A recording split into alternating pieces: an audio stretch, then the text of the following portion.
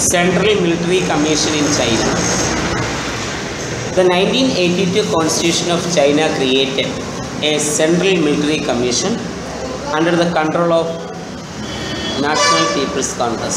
1982 Chinese Constitution created the Central Military Commission എന്ന് പറയുന്നത് ഇത് ചൈനയിലെ നാഷണൽ പീപ്പിൾസ് കോൺഗ്രസിനെ കൺട്രോൾ ചെയ്യാൻ വേണ്ടിയിട്ടാണ് എന്ത് ചെയ്യുന്നത് ഈ ഒരു സെൻട്രൽ മിലിറ്ററി കമ്മീഷനെ 1982 ചൈനയിൽ കൊണ്ടുവന്നു. In 1954 the Constitution created a National Defense Council. 1954 എന്ത് ചെയ്തു ചൈനീസ് ഭരണഘടന നാഷണൽ ഡിഫൻസ് കൗൺസിൽ എന്ന് പറയുന്നൊരു സമിതിയെ കൊണ്ടുവന്നു. But it was abolished in 1974 and 78 constitution. എന്നാൽ 74ഉം 78ഉം ഭരണഘടനയിൽ കൂടി എന്ത് ചെയ്തു ഈ ഒരു സമിതിയെ അബോളിഷ് ചെയ്യുകയുണ്ടായി. ഇനി the central military committee of Chinese communist party exercised military authority. Chinese communist പാർട്ടിയുടെ സെൻട്രൽ മിലിറ്ററി കമ്മിറ്റി, ആ കമ്മിറ്റിയാണ് എന്ത് ചെയ്യുന്നത് ഇവിടുത്തെ മിലിറ്ററി അതോറിറ്റി എന്ത് ചെയ്യുന്നത് കൺട്രോൾ ചെയ്യുന്നത്.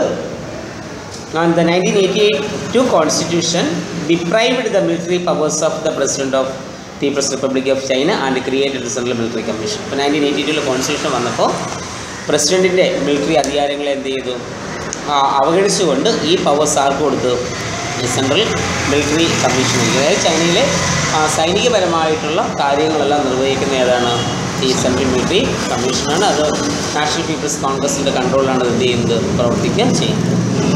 The commission supervises the defense, military and